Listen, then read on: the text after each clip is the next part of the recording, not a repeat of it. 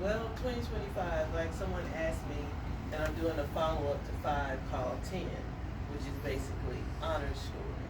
Because Honor is old enough now, and I think he was doing virtual when January 6th happened.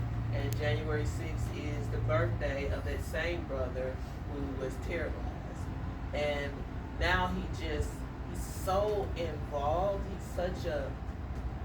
such an empathetic character. He thinks a lot about everybody and everything.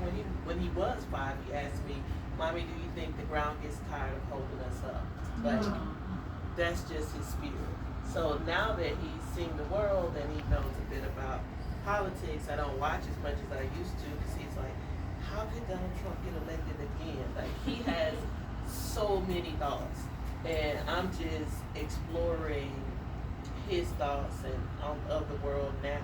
And Love, that little girl, is a firecracker. I was joking to someone earlier. For a while, we thought we gave her the wrong name, so we just call her Tough Love now.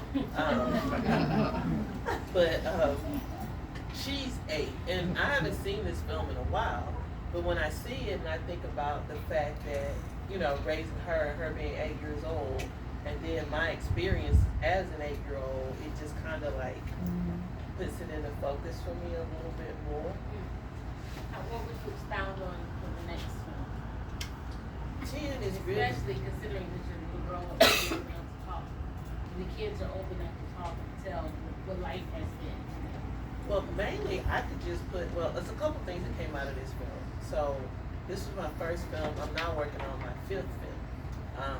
For this film, the part in it that talks about Blue, Jack, and Red, when I screened it with Kiese Lehman at because Kiese Lehman pretty much sponsored the music in this. There are 6 original songs, and he took care of that. So when he and I did a talk back at the Mississippi Department of Archives and History, a conversation was had about getting a historical marker for those 2 men. So the current film that I'm working on is Blue, Jack, and Red, which details the getting the marker in place. And then during my time there, I also found descendants of one of the lynched men. I did not know that he had a daughter named Doreen. She was 7 when he was killed. And they kind of hit her around and told her that her dad was lynched, but never the true story. So from here, and then when the historical marker was unveiled 2 years ago in Duckhill, Mississippi, I was able to meet Doreen's daughter. So I've been in talks with the granddaughter, and a couple of weeks ago, April 13th, the 88th anniversary of the deaths, we had pretty much a homegoing ceremony with the second line, and they showed up, and it was something to see Red's great-great-granddaughter participating in a racial healing ceremony that I typically use. So now, with that, I've filmed a lot of the behind the scenes. There's a 53-page reenactment that I'm trying to finish the film. I'm trying to put it in front of the right people to get sponsorship for that.